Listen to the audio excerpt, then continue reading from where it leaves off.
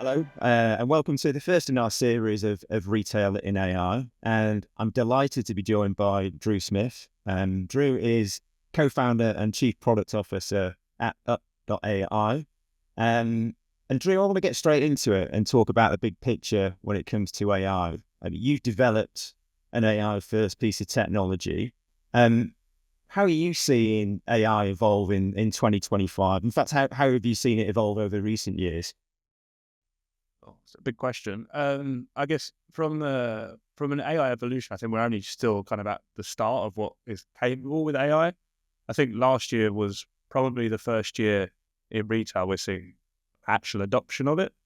And I think what we've seen a lot, especially in kind of retail, is the adoption of it. But I think the question now is like, how do we use it effectively and how do we optimize it? If you see what I mean. Okay, but just keeping it top level for now, do you think this is an exciting or scary future? What should people be thinking about, given your intrinsic knowledge of what you see in AI? How do you think people should be thinking about it? Are you Oh, scared by it, or what's your view? I definitely think. I mean, there's two sides of it. I think there's the kind of negative side that this is AI to take over our jobs and we're not going to be needed anymore. I don't think that at all is we're anywhere near close to that sort of thing at the moment. Not with the current capabilities in the technology. And I also think there is that kind of necessity as a human being to want to drive things forward and improve things, even if whether that's in your personal lives or at work. You're always trying to look at that edge, and I think it's just the natural evolution of technology. Steve, you're a lot older than me, so you'll remember when things were off cloud, and you went onto the cloud premises and what that meant for retailers in terms of being able to store all information in their cloud. With AI evolution, I just think it's that next curve where you're really able to drive greater efficiencies and spot opportunities for the first time. I think if you look at I don't know, where was technology 20 years ago? Things like automating maybe a warehouse process in a retailer. For instance, a simple thing like creating a picking run for someone in the warehouse to pick in an optimized way. That was a big evolution kind of 20 years ago. Saved huge amounts of time, reduced error rates. Now, if you're in the modern world, let's say with warehousing and retail, you've now got full robotic automation that's pretty much removed any error rates, down to the 1% maybe. It's meant that the capabilities within the warehousing infrastructure and those teams, it's not that those teams don't exist, it's the skill set has completely changed. You now have more of a far more data analytical requirement, an engineering requirement. But it's also like a lot of fun. Like I think you've got to kind of embrace the technologies. Otherwise, the consequences are, what if you don't embrace them? And that's always the interesting behavior, is that if you don't embrace these evolutions, what do you think will happen to your business? Because if you're not doing it, I guarantee someone will be trying to do it. I think the things that we often hear when we're talking to businesses, right, is businesses kind of questioning how to test and how to evolve. Sometimes I think you slightly need to let go of the reins and go, let's just test it, if you know what I mean. Okay, now, I'm still reeling from the age comment early on, but maybe we'll just gloss over that one. So even though I'm quite old, I still appreciate the fact that generative AI has exploded. It's all we've heard about really with regards to the past 2 or 3 years in the industry. We're an adaptive AI solution. You've built this technology. Where do you see adaptive AI happening? Do you think that's going to go on the same trajectory as generative AI? And actually leaning into that point you're talking about, letting the AI do what it needs to do. This is what adaptive AI is around, right? It's doing a lot of the decisioning for you. Yeah, well, I think so. There's the first point on generally technology adoption, and you see this like all the time with technology evolution. Often you'll get this great excitement around a technology, and then you get to the real question of, okay, how do we actually effectively use it? And actually, what can that technology actually do at the moment? And you've definitely seen that with generative AI, right? There's been a big explosion around things like ChatGPT and others. And I think only now people are actually working out how to productively use those technologies. And it was said to me the other day, a lot of kind of generative AI, it's looking at around improving productivity. There's not been a lot of evolution yet on how it can be used for growth. And I think that's kind of interesting. I think with the adaptive AI, the key difference is it's designed for growth. It's a solution that is built to actually read real time demand, capture opportunity, and deploy it. I think that's the big opportunity with adaptive AI is it's able to consider the environment and make the change in a close to enough real time.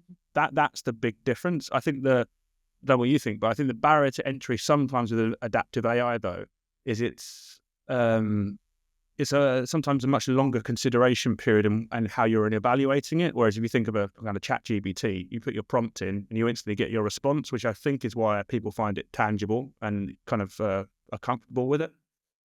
Yeah, no, I can see there's a mind shift that needs to happen with the adoption of adaptive. Certainly, in a similar way, it's quite easy to do that with the AI for generative perspective, but for adaptive, it's a different ballgame, and it means that there's an element of hands off, and certainly in space when we're dealing with retailers and we're dealing with the budgets that are involved in that. It's a difficult mind shift to get over, but. Just keeping it top level at this moment in time, I'm just interested in one other question around the bigger picture and putting aside the robotics side of it. Where do you think the biggest impact on AI is going to be delivered for retailers across the commerce value chain?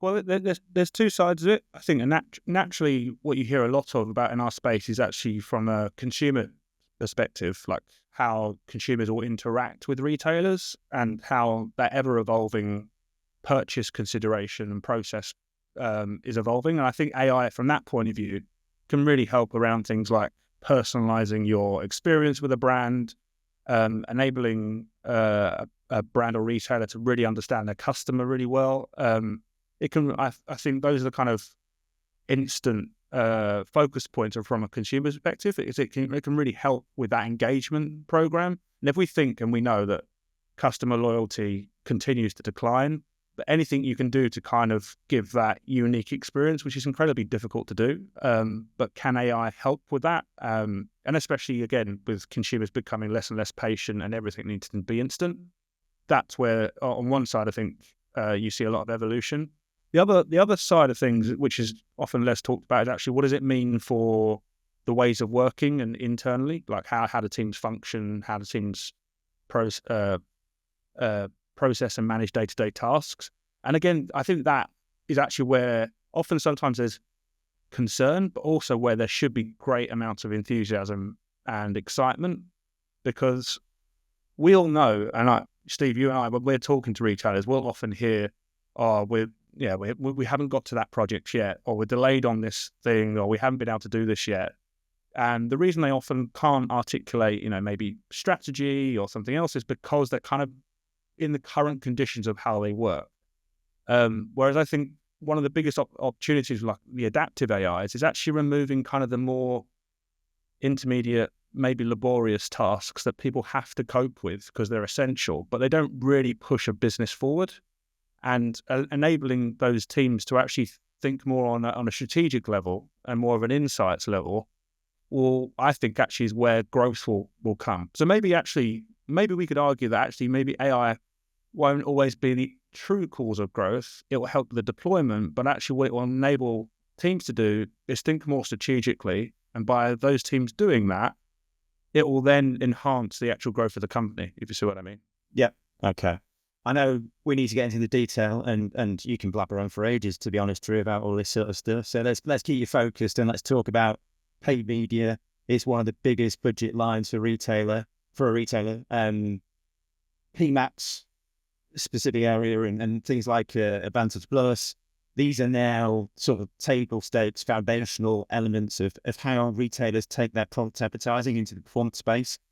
What do you think has driven this shift in 2024? We definitely see greater adoption of these types of AI-driven campaign types. What do you think has now driven that? And secondly, how do you think retailers should ensure they're leveraging an element like PMAX to its full potential in 2025? Sure. Well, definitely, I think like if you take like Google's technology, so Performance Max, that AI-driven campaign, I think, we're at kind of pretty much full adoption. We've definitely crossed over where most retailers in the UK recognise that PMax will do a better job than maybe the old ways of working in standard shopping campaigns, and as an example. Although probably the pessimists begrudgingly accept it. They don't love the fact that PMax has done it. And I know, talking to a number of retailers just this year, that there is still a process going through where people are trying the old ways of working and trying to outperform the technologies. And I think that largely comes from an element of control. But where I think it's kind of going in this world is the baseline actually is that most businesses have adopted it. So if everyone in 2025 is adopting the technology, it's like, okay, how do you get the head of the curve next? And I think that's a really exciting and also confronting scenario of like, how are you going to put yourself in front of everyone else? If the baseline is that everyone uses Performance Max, I think the question needs to be, how do you make Performance Max work for you? And are you thinking about how you're optimizing the AI? I don't think in our space anyone pays enough attention to actually, are you giving the information that Google needs? And rather than fighting it and trying to say, oh, can we beat it the old way? It's actually, how can we give PMax a booster? How can we make it more effective for us? Okay. I come from a retail background, got X amount of years, so I won't talk about the number, but certainly from my experience, one of the constraints that exists for retailers, given the AI first approach, is around budget allocation. You know, retailers like to spend a fixed amount over a certain amount of period. And how does that marry up to this AI driven environment? And if you think of it as an organization that has been typically used to that, how do you get them to transition to dynamic budget allocation? And do you think there's any sort of organizational changes that need to be able to support that shift? I do, and I think I'm going to say something that's fairly confronting. I think to really thrive now with AI, you have to start taking a far more bolder decision on how you manage budgets and how you manage PMax because of it. I don't think anyone is truly understanding, for instance, if you run a kind of in-day trading or month-to-month budgeting program or even quarterly program, are you truly maximizing demand? What Google have launched is an incredible tool that is able to monitor real-time market conditions and optimize to that kind of monthly cycle of behavior. And it's got a huge amount of historic data and current data around market conditions. And what you see time and time again is customers limiting Google's ability to actually grow and thrive in those scenarios because of the budget constraints. I think what's underneath that is, for instance, a lot of the paid media experts listening to this will all be aware of kind of that limited by budget flags that you see on campaigns. And maybe the pessimistic view on these things is, oh, that's just Google trying to get me to spend more money. But actually, there's a deeper context to that. And the deeper context to that is all about AI training. If you're constraining a campaign's ability in terms of its budgets, the implication of it is actually Google is not able to evaluate the total addressable market. It's not able to then optimize its bidding structure to the entire available auctions. And that means the knock-on effects will be things like increased CPCs, certain products consistently being picked up all of the time. And I don't think this discussion is going on enough. Like, actually, when working with AI, how do we optimize it? And looking at things like the Google AI bidding algorithms, that's at the core of this problem. It's like, okay, how can we ensure that system is always optimized so it is learning, so it is working with demands? Businesses that are kind of still running this day-to-day budget plan, I think it's really restrictive, to be honest. Yeah, there must be significant lost opportunity on certainly that element of planning budget in the right way. And if you're bringing out statuses where you are limited by budget, the lost opportunity as customers go on a journey throughout a month, not being able to reach them and touch them through media must be quite a significant lost opportunity, and not having that information and data fed into PMax is incredibly valuable, and it's something that's being missed out on. The other lever I'd like to focus on is around how retailers should really be feeding better data into their PMAX and other AI-led campaigns, and things that bad learning's being triggered or limited scalability. So my question really around those things is around what are the steps that retailers can take to better set and also manage things like TROAS targets to mitigate against maximizing those opportunities when constraints are in play. Mm. Well, again, I think you have to kind of confront the challenge. And actually, from a marketing point of world, I'd actually recommend actually looking outside the other teams within your retail organization, looking at how they treat AI. In any other AI model, you have this program around, you build an AI model, and then the other key thing that most of the data science and engineering teams will tell you about, it's all around the data piping at that point. And it's good data in, good data out. If you want to optimize an AI model, it's all about the effectiveness of what you're feeding the engine. And those engines can only work with the materials that they have. And this is, again, not talked about enough on how you optimize these accounts. Again, I see with like TROAS targets, customers kind of using those structures as a way to try and create control, limiting its learning capabilities. I actually think paid media managers need to start looking at, okay, Google have automated the bidding practice so it can look at clicks and impressions. But what else out throughout my organization could I look at that maybe Google isn't aware of? Things like order data, e-commerce behaviors, maybe pricing, stock availability. Those insights are opportunities which you could feed into Google and actually make better decisions. Again, more data, more understanding. It will feed and optimize the accounts. And that's how you get ahead of the curve now, I think. If the baseline is that everyone's going to use something like Performance Max or Advantage Plus in Meta, it's okay, how do we win in that state of play? To me, it would be around, okay, how do we optimize those machines so they can run and actually outperform the competitors? So, interesting as always, compelling information here, and I think some really good insights for anyone that's watching this and generally retailing and anyone spending significant budgets in the PMAX space. I'm looking forward to catching you up again soon. Thank you for your time, and I'll see you later, mate. Cheers. Bye. Thanks, Steve.